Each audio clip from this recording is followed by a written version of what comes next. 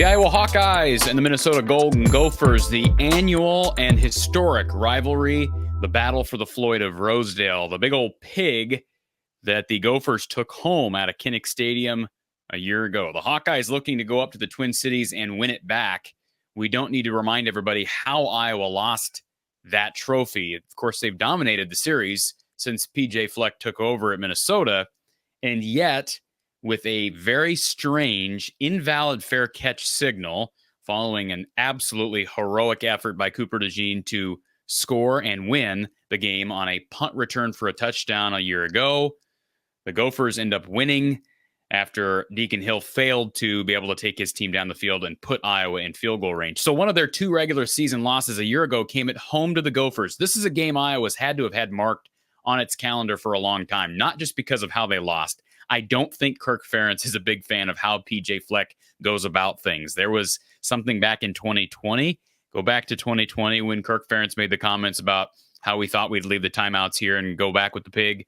Like stuff like that, I think it's very clear Kirk doesn't particularly like PJ Fleck. And there are only a couple of coaches in this conference that appear to rub Kirk the wrong way. One is PJ Fleck, and I think the other being James Franklin. I don't think he particularly liked Scott Frost either, but he is no longer with the Huskers. The point being, this is a game Iowa wants, and they won it badly. This is a Minnesota team that took a big dip last year in total defense. They're better this year. The numbers say through 3 games they're much better, but they have not played great competition. I'll give you some keys to look for, some matchups, and some key storylines to follow during the NBC broadcast on Saturday night. Before we get to that, I want to thank Iowa Floor Covering, Ryan, Tyler, and Brian down in Bondurant at IFC. Give them a call, 515-379-7000. That's 515-379-7000, or visit them online, iowafloorcovering.com, for your flooring, your carpet, your tile shower project. Maybe it's a DIY project you're interested in pursuing.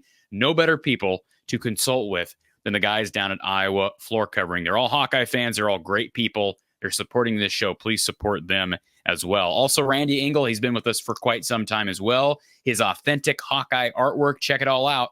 Under the Kitchen on Facebook. You can also visit underthekitchen.square.site. That is his website, Under the Kitchen, all one word, .square.site, S-I-T-E. So the Hawkeyes and the Gophers on Saturday, as I mentioned, Minnesota has struggled with total offense. They are near the bottom of the Big Ten. If you're looking at stats and trying to compare these two teams, Minnesota is second to last in the conference when you're looking just at total rush yards per game. Now, they do have a very talented running back named Darius Taylor, who did not play against North Carolina, had a big game against Nevada, is not taking like the workhorse load of carries that Caleb Johnson is, however. Now, that might be a good or a bad thing. I still think it's early enough in the season where that really won't. Fatigue should not make a difference in this game.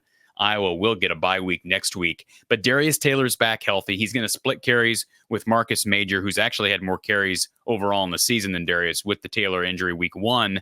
And then Max Brosmer, the New Hampshire transfer quarterback, who put up insane numbers at New Hampshire, but they also threw the ball a lot. So I expect to see a very balanced attack. Brosmer is functioning as a game manager. He's not going to be some throw it around the yard type of quarterback, but he's throwing for about 68, 69% through the air, and they're middle of the pack in pass offense thus far through 3 games. Again, they've beaten Nevada 27-0. Ironically enough, Iowa played Nevada 2 years ago and beat them 27-0 on Iowa's home turf. Minnesota, same thing this past weekend. They also beat Rhode Island, and then a last-second loss to the Tar Heels of North Carolina week 1. Had that game went a different direction, kind of like Iowa's lost to Iowa State, this would be a battle of 2 top 25 teams. And this is a big game for Iowa. We've talked about the schedule. I talked with Coach Don Patterson last Sunday. I also talked with Mark Rogers and Rivals Elliott Clough last night on a live edition of Hawkeye Hangout. If you missed that, certainly check it out on the YouTube channel. But where this game is situated in the schedule is very intriguing because they play Ohio State next, but they get a bye week in between. They've given up some big plays. I don't think this is a Minnesota team that is built to take advantage of Iowa vertically. And in the past, they have been. Although Minnesota has beaten Iowa on the ground more often than not. I think of the big game Mo Ibrahim had a couple of years ago against the Hawkeyes up there. Iowa still managed to find a way to win that game. Daniel Jackson's a really good wideout, but he's not a Tyler Johnson, a Chris Ottman-Bell, or Rashad Bateman. They've been really good at skill position spots.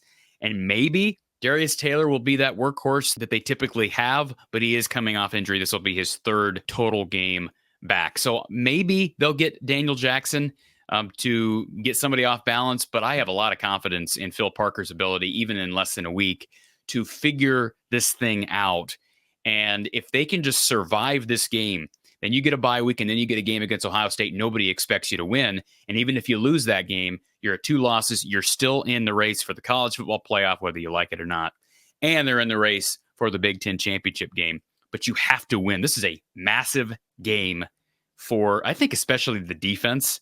I don't expect the Iowa passing game to do all that well. Minnesota near the top of the conference, near the top of the country right now in efficiency in their pass defense. So I expect Iowa to struggle to throw the ball through the air. I do think Caleb Johnson will be able to run effectively. It's not been proven to me that anybody's going to be able to slow that guy down.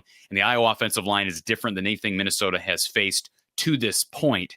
Now, this is still a very good rush defense for Minnesota, but the numbers would say they're slightly better against the pass.